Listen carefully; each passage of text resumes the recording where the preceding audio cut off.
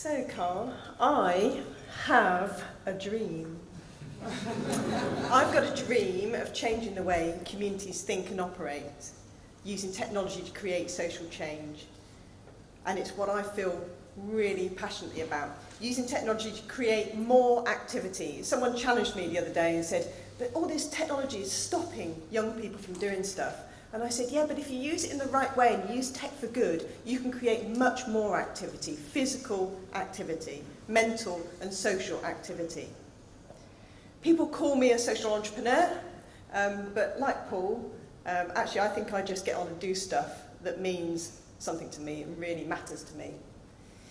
So it's a bit of a posh title, really. What I'm going to talk about is why I think we should use technology to create social change and some of the difficulties we face, and then some first steps that you guys in the room could consider if you wanted to do something.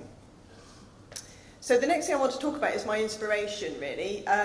Again, a bit like Paul. I'd like to talk about what inspires me to volunteer and to run a tech company as well.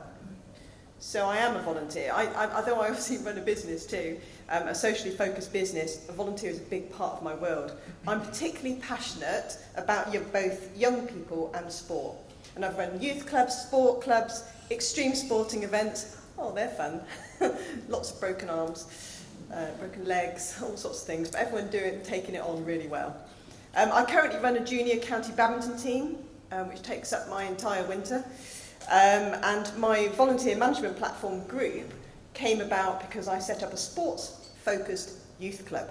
And I needed to solve the multitude of problems, the admin problems that I faced.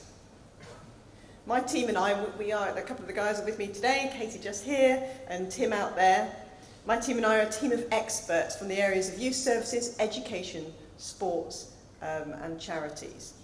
And we've built a full-circle offering of governance and compliance, communications, secure communications, and data management. We support any club or group anywhere in the UK, although we are actually looking at Australia as well at the moment, because I quite like a trip. We give those organisations organisational oversight, but also grassroots participation as well. And it enables everybody to communicate, manage their data and all their governance all in one secure place. But my personal inspiration comes from my family background of running community groups and projects, and this is what usually does for the volunteers.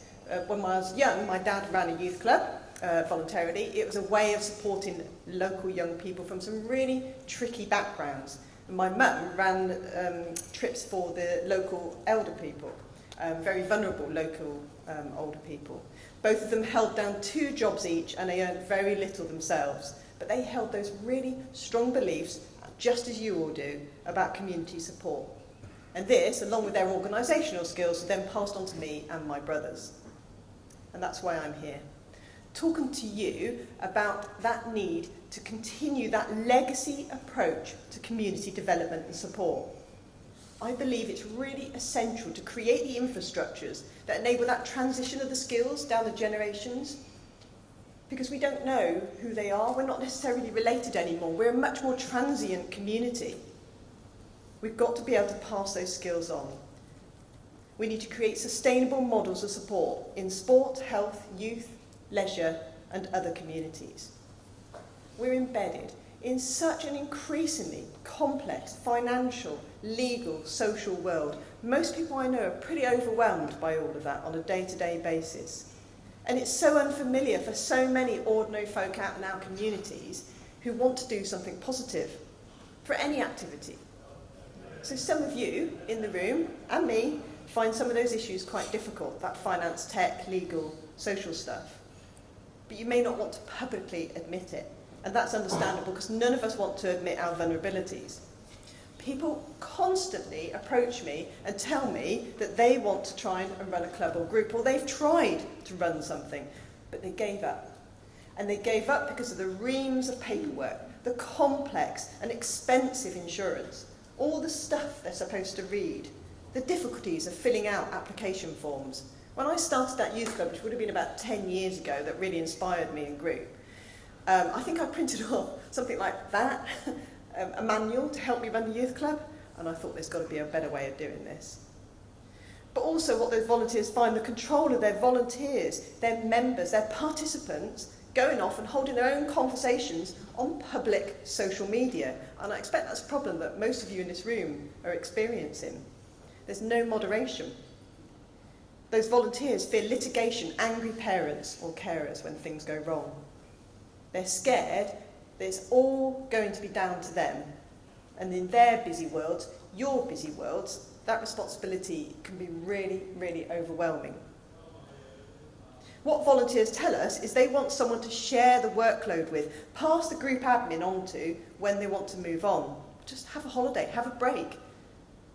And with the exception of a very few of the major bodies, and I'm sorry if I'm going to insult anyone here, but if you step out in the street, and I have done this, and ask a total stranger if they've ever heard of any of the umbrella bodies that exist to help the potential leaders at a local or national level, I suspect most have never heard of them. I know most have never heard of them. If you go to a party or something where there aren't other people in your world, they don't even know what they're talking about. I get asked all the time, what do you mean, what's a social enterprise? Okay, and that's how I spend most of my evenings, trips to the dentist, trips to anywhere actually, is talking about what I do. I am slightly obsessed. So, the problem, the groups are shutting down across the UK. Anecdotally, we hear of hundreds and even thousands, sadly, of clubs and groups closing, particularly in the youth world. The entire county that I'm in, I'm from Wiltshire, the entire youth services got ripped out. I supported all those 20 youth clubs at one point in my career, so I found that really, really sad. We know they shut down because of lack of budgets, structure, leaders, volunteers, and too much red tape. Youth services across the UK have been decimated. Records of showing knife crime and injury has grown, particularly in children and young people. And we know from a number of our studies, our own group organisational data, that clubs create stronger communities, just as we've been talking about today, impacting positively on health, well-being and developing talent. Young people from my youth club 10 years ago still come up to me in the street. I love it when they do that. Sally, if you hadn't helped me do this, I'd never have got into college. Sally, if you hadn't helped me do that, I'd never have got a job, you know. That really, I love it, you know, that's why I do it. I want to see those young people moving on and doing something really positive for their lives and their communities. So how do we support the volunteers and communities to increase those numbers or support those already up and running? What are the opportunities? So my turn to do some stats now. I'm trying to see right at the end of the room, which I'm really struggling. So I think 66 million in the population, UK, 63 million, which is I'm more interested in telling you about, internet users. Oh yeah, sorry, it's down here as well. 44 million active social media users, 73 on mobiles, 38 million active mobile social users. Some really big stats. But I'm going to give you some other stats. 93% of people have got a mobile phone. 3/4 of the population have got a smartphone.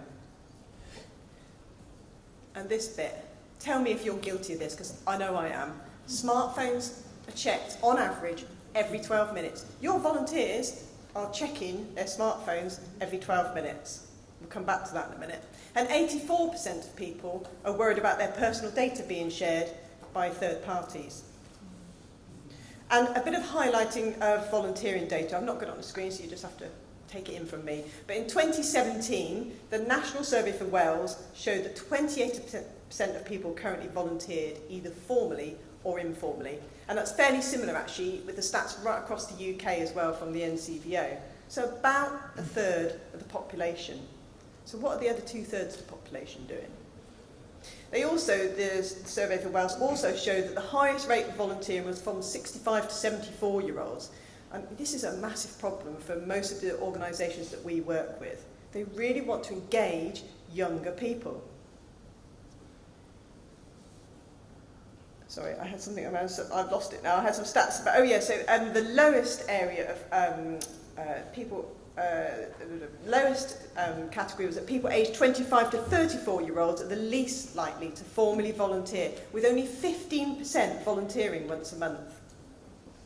So perhaps those surveys show that there's an opportunity to engage more people, particularly up to 34-year-olds, because that's really young, via alternative methods. How can we increase those younger age groups, engage far more volunteers to help club leaders, but also to help increase income, encourage safer communications, and step up that infrastructure, which will help them then get more funding. So I hope you can see this, but it says the little black book there, and this is talking about some of the barriers to introducing technology.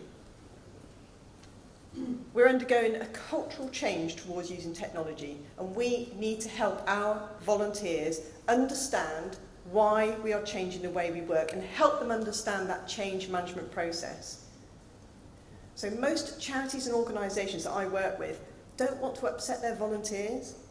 They're finding this change management process a real problem. They're telling me that their volunteer processes are at a cliff edge.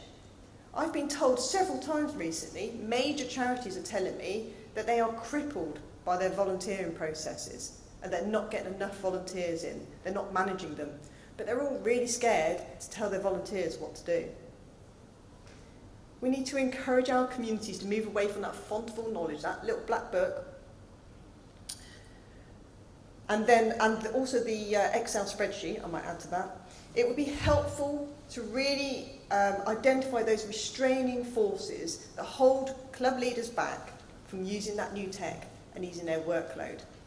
And for those same leaders to consider technology that can talk to each other and talk to other relevant technology that you as an overarching organisation are already using, rather than niche, random little apps. It's really important. If you're taking tech on now, make sure it's built through what is called an API. It's a bit like having a tree and being able to plug that tree and the branches into other trees and other branches. Just make sure you're doing that. Because if we don't, we will continue to have those amazing individuals, lots of you in this room, who run the show on their own with no help whatsoever. I see it happen all the time. When they stop, the club stops. No one knows where the budgets are.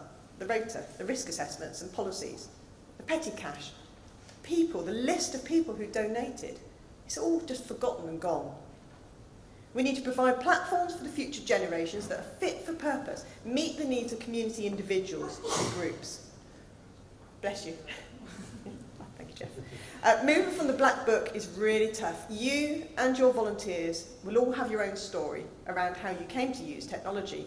Paul asked me earlier on, how did I go from youth services and education and sports to running a tech company? I'm not really quite sure. I kind of just ended up that way. But my story was I was forced into using technology extensively about 25 years ago when I began my Open University MBA. So my educational career, touching on what Jeff said earlier on, was quite rocky. Up to that point, I'd say, littered by truancy and oversight and family problems and a lot of boredom at school. And education is a whole other subject of mine. I left home really early, I was very young, and I was a late starter to the educational world. I didn't realise that the OU would insist everything was submitted electronically. And so I bought my own first square, little black, white box-like Apple computer. It was very scary and painful, but it did force me into that world of technology. And I've also been forced to be part of the Big Brother systems, just like you in the room. Every one of you, I suspect, gave in to the utility giants. And despite years of holding back, I now pay all my bills online. Now they know what I've paid, when I pay, what I'm going to be paying for probably the next 20-odd years or whatever. That's really valuable to them and, grudgingly, easier for me. But I didn't want to do it at first, but they forced us to do it. We've just probably not really noticed it. We've just done it, haven't we? We're all banking online. I have to because the nearest bank's about 10 miles drive away. So I've got to admit, I love tech, and it's led me to running my own tech company. But what about those community group leaders? Technology is inclusive. Technology has created jobs and opportunities to some that have never existed before. Your young people that you are working with are going to have jobs that none of us can even imagine at the moment. Club leaders that we support tell us that using Groop enables them to share their club information across all their staff members, reduces a lot of the time and energy, keeping everyone informed.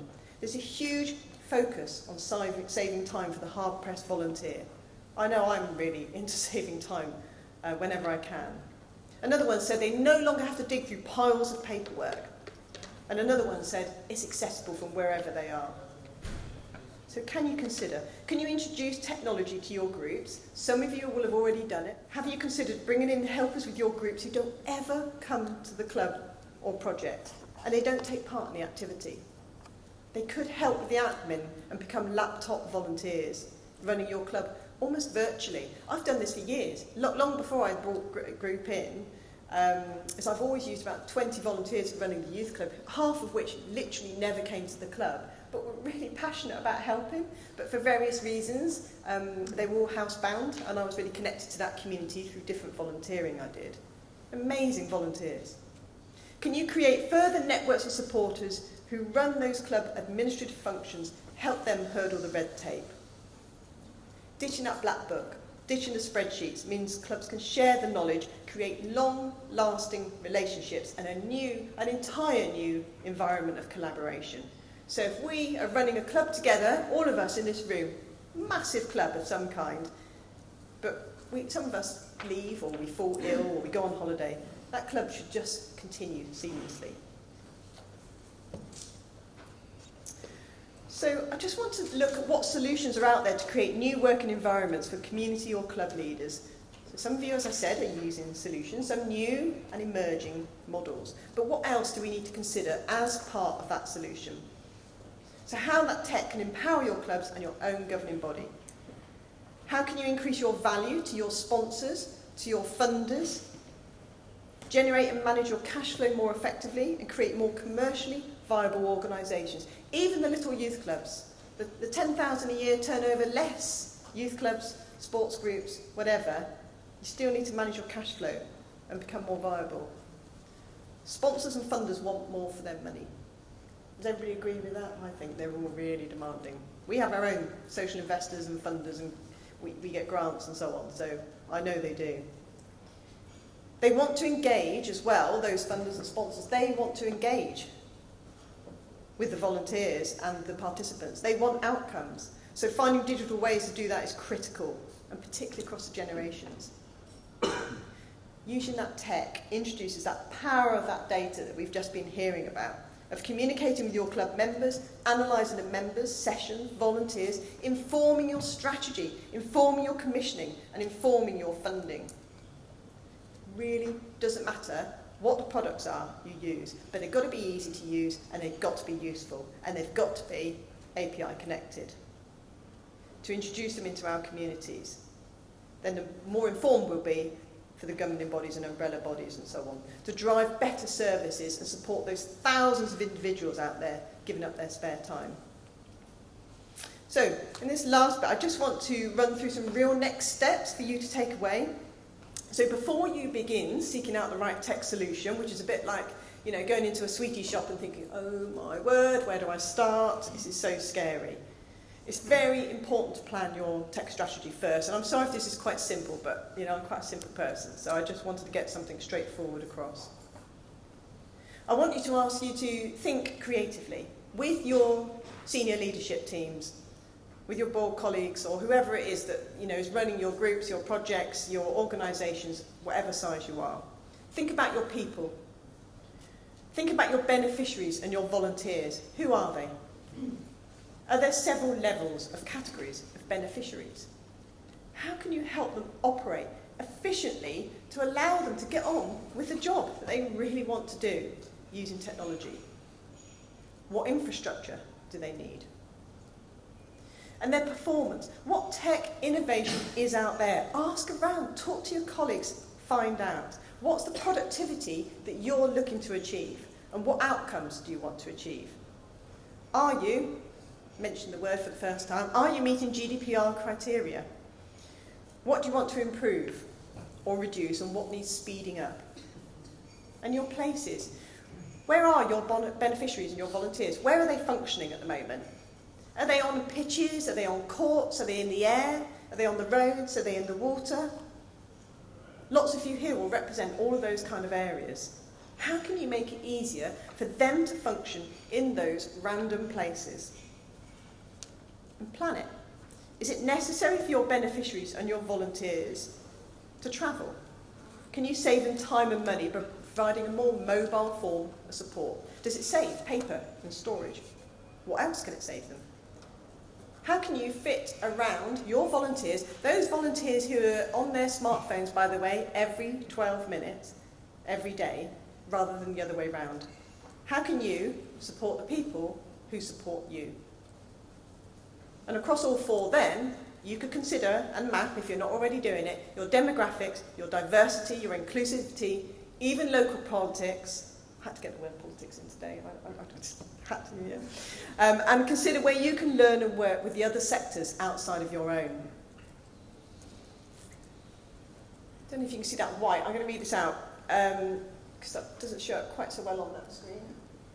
At least 40% of all businesses, and I'm going to take that as businesses and organisations, will die in the next 10 years if they don't figure out how to change their entire company to accommodate new technologies.